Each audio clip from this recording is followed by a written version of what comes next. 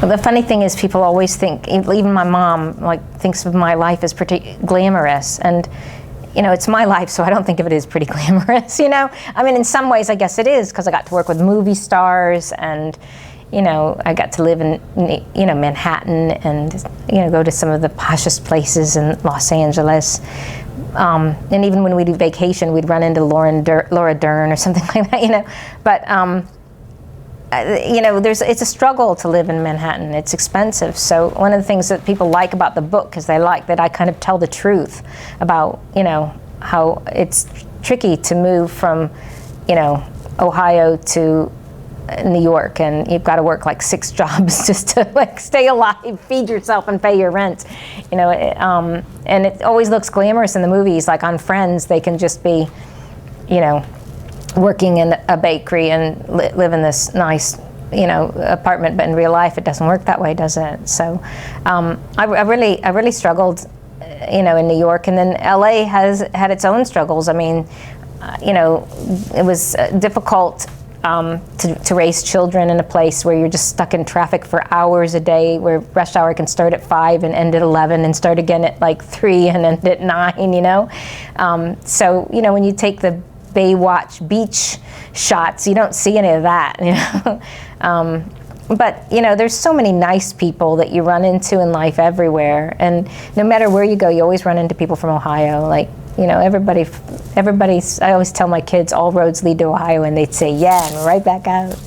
But, you know, it's a small world, I think, in a lot of ways. And a lot of people see the same movies. You know, if you're in India, if you're in Italy, if you're in France, you see this, we all have a common culture that pop culture brings us, or that movie culture brings us. And we have those things that we think that, you know, breakfast at Tiffany's is the same no matter where it runs, you know? So you get to meet people like that, and you get to go to Tiffany's. You have your own reality to it. And most people, you know, the news media, you know, scares everybody all the time and talks about America with all these guns and stuff. And most people are very kind, I think. And most people love to laugh and love to, you know, eat and love babies and puppies. So there's more, people have more in common than not. And most people try very hard to do their best, I think, in this country for their families and for their loved ones. And a lot of the reason I think that people have liked my book and liked my screenwriting is that I borrow a lot from my own life. I remember my father had a bypass surgery when I was working on Ellen, and my daughter was only like 6 months old, and I got the call, and my aunt told me that, you know, it wasn't necessary for me to come in. Like, you know, my mom said, we're going to the hospital, and his levels were elevated, his enzymes were elevated. And I got on the first flight. I was nursing my daughter, and I got on the first flight. It was 4th of July weekend. And I was at the hospital like within hours.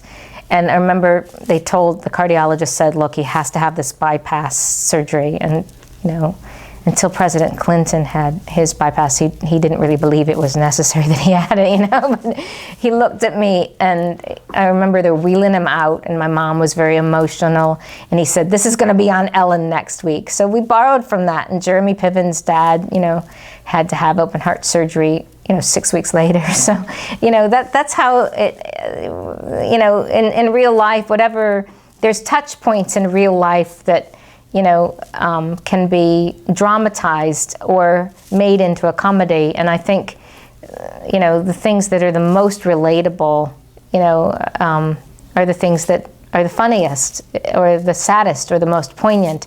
And that's why people go to see movies. I just saw La La Land, I loved it. And it reminded me of some of those old Gene Kelly musicals. And I just needed an escape from like the news in my life. So I took my mom, and the theater was so crowded. And I just remembered, I used to show my son. My son loves to do backflips, and he's a snowboarder. And I remember he used to run up walls as like a small kid. And then I remember thinking to myself, you did this. You're the reason that he's like this. You showed him singing in the rain. used to show him all those films. And I think it's kind of a funny thing. My job is to kind of chronicle human nature in a certain way, and to see patterns and that kind of thing. And you know, the drinks that my mom had when she was, you know, a child are in vogue again, like Moscow Mules or certain bourbon drinks like Old Fashions, that kind of thing. And, you know, music, jazz is in again, you know, and I think there is even some of the styles I remember my mom wearing when I was a little girl are in again that my teenage daughter is wearing. So I think, you know, the more things change, the more they stay the same.